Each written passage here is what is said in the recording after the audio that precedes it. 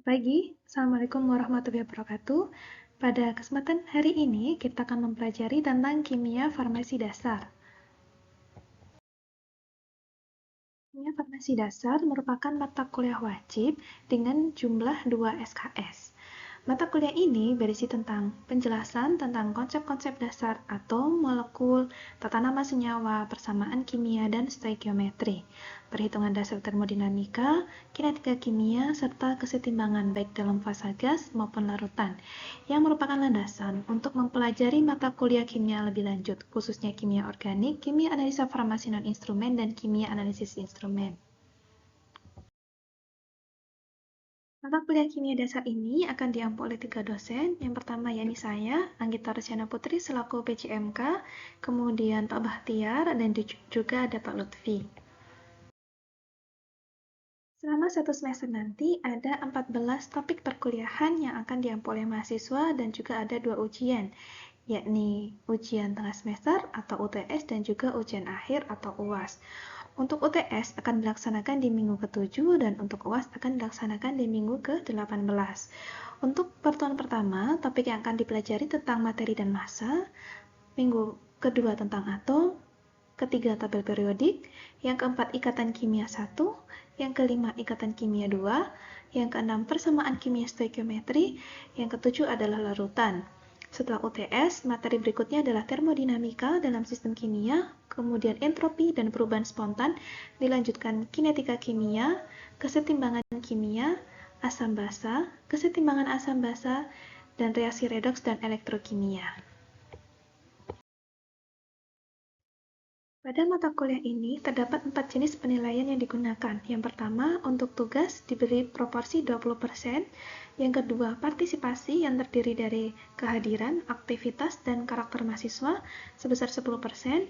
Yang ketiga, UTS dengan persentase 35% dan juga UAS sebesar 35%. Adalah e-book yang kami gunakan sebagai dasar pada mata kuliah ini, yakni Chemistry edisi 13 dan penulis Raymond Chang dan juga Jason Averby. Kita akan masuk ke materi pertama, yakni tentang materi. Pertemuan hari ini kita akan mempelajari tentang materi, yang kedua klasifikasi materi, yang ketiga bentuk dan perubahan wujud materi, dan yang keempat tentang sifat materi. Nah, capaian pembelajaran yang harus dikuasai oleh mahasiswa dari pertemuan hari ini adalah yang pertama, mahasiswa mampu memahami pengertian dari materi. Yang kedua, mahasiswa mampu memahami dan mampu membedakan sifat intrinsik dan ekstrinsik. Yang ketiga, mahasiswa mampu memahami dan mampu membedakan sifat fisika dan sifat kimia dari suatu materi. Yang keempat, mahasiswa mampu memahami dan membedakan perubahan-perubahan yang terjadi pada materi.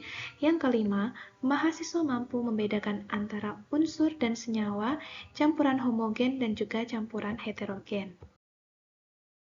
Baik, kira-kira apa ya yang dimaksud dengan materi? Apakah ada Mas dan Mbak yang bisa menjawab?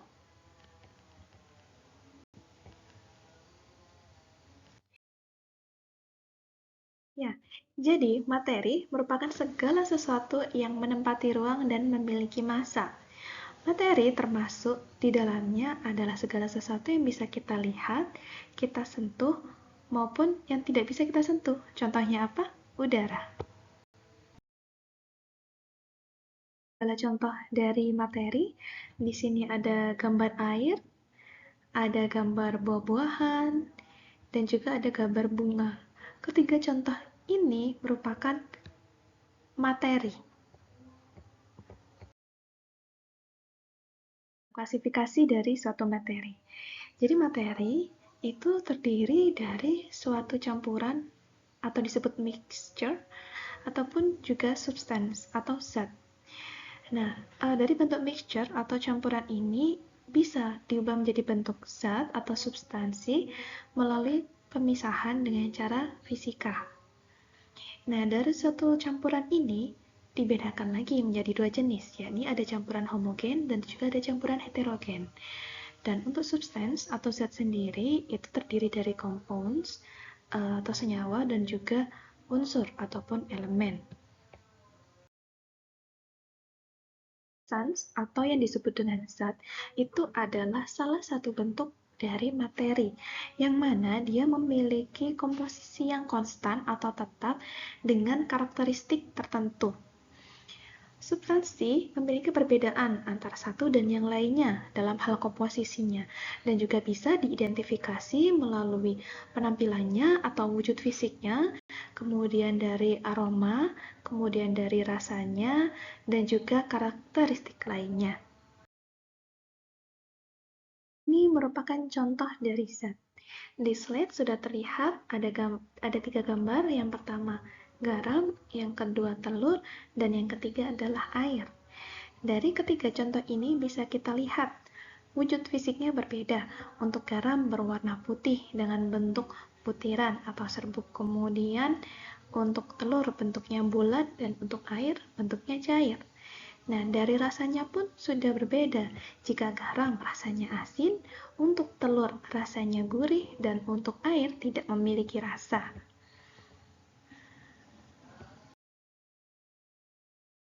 Ya, mixture atau campuran itu merupakan kombinasi dari dua atau lebih zat, yang mana dari zat penyusunnya itu mempertahankan dari identitas atau karakteristik mereka. Campuran tidak memiliki komposisi yang tetap. Contohnya, sampel udara yang kita kumpulkan dari berbagai lokasi ataupun kota akan memiliki perbedaan komposisi dikarenakan adanya perbedaan dari lokasi, dari ketinggian, dari tingkat polusi, dari suhu, dan lain sebagainya. Ini disebutkan ada 3 contoh campuran. Yang pertama, ada susu, lalu ada kopi, dan juga ada matcha latte. Pasti di sini banyak kan yang suka matcha latte? Diklasifikasikan menjadi 2 jenis, yakni ada campuran homogen dan juga ada campuran heterogen. Ya, campuran homogen atau homogeneous mixture merupakan campuran yang tidak dapat dibedakan antara zat-zat yang tercampur di dalamnya, karena telah tercampur dengan sempurna. Nah, berikut adalah contoh dari campuran homogen, yakni air gula. Ketika kita mencampurkan air dan gula hingga larut, maka kita tidak bisa membedakan mana bagian gula dan mana bagian air, karena seluruh bagian zat dari gula dan air sudah tercampur secara sempurna. Namun kita bisa masih merasakan rasa manis dari gula itu.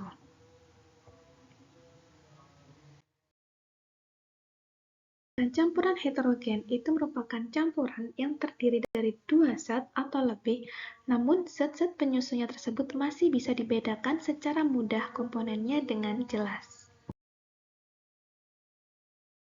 Berikutnya ada contoh campuran heterogen.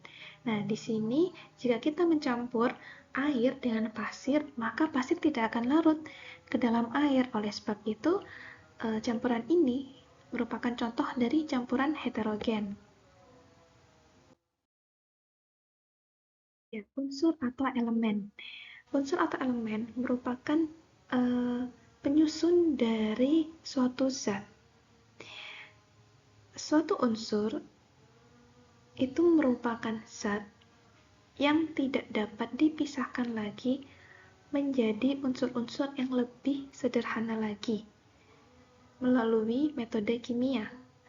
Unsur dapat juga terdiri dari gabungan beberapa atom. Adalah contoh dari unsur atau elemen.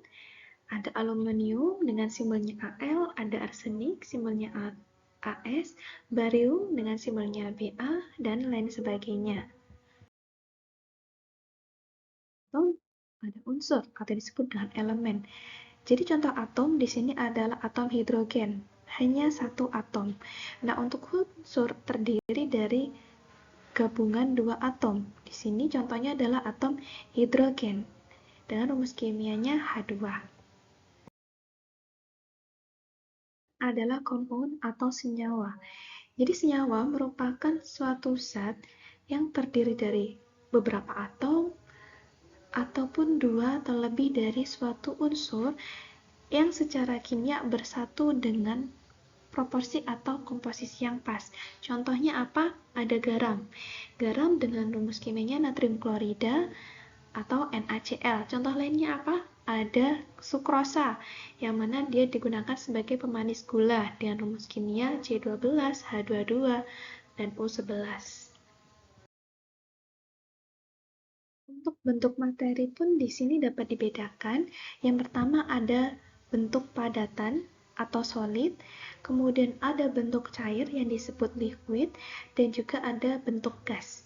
Bila kita lihat dari bentuknya, pada bentuk padat atau solid, susunan antar penyusunnya itu memiliki kerapatan yang lebih padat. Kemudian untuk liquid, susunan senyawa penyusunnya itu memiliki kerapatan yang lebih renggang dibandingkan dengan padatan. Dan untuk materi dalam bentuk gas itu senyawa penyusunnya memiliki kerapatan yang paling longgar dibandingkan dengan bentuk-bentuk lainnya. Berikut ini adalah contoh dari perubahan wujud suatu materi atau suatu zat. Jadi di sini ada seorang peneliti yang mana dia memanaskan air dengan menggunakan bunsen, dan di atasnya diberi gelas arloji dan diberi es batu. Nah, ketika air diberi panas dari bunsen, maka air akan mendidih. Nah, ada perubahan wujud fisik di situ. Dari cair berubah menjadi uap, dari yang bentuknya liquid berubah ke gas. Nah, sedangkan es di atasnya itu merupakan es batunya berbentuk padat, kemudian ketika dia terkena panas, maka dia akan mencair. Terjadi perubahan bentuk materi di situ, dari yang bentuknya padat menjadi bentuk cair. Nah, ketika airnya tadi dikenai panas, maka dia akan menguap dan berubah menjadi gas. Ada beberapa sifat dari materi yang harus dikuasai oleh mahasiswa, yakni yang pertama sifat intrinsik. Jadi sifat intrinsik ini merupakan sifat yang tidak bergantung pada jumlah ataupun ukuran dari materi. Contohnya apa? Ada bau, warna, rasa, massa jenis, titik didih, dan sifat kimia. Nah, untuk sifat kimia ini contohnya ada keelektronegatifan, kereaktifan, dan juga ada energi ikatan. Intrinsik sendiri dari suatu materi adalah sifat yang besarnya bergantung pada jumlah dan ukuran materi. Contohnya ada massa, ada berat, dan ada volume. Sifat fisika.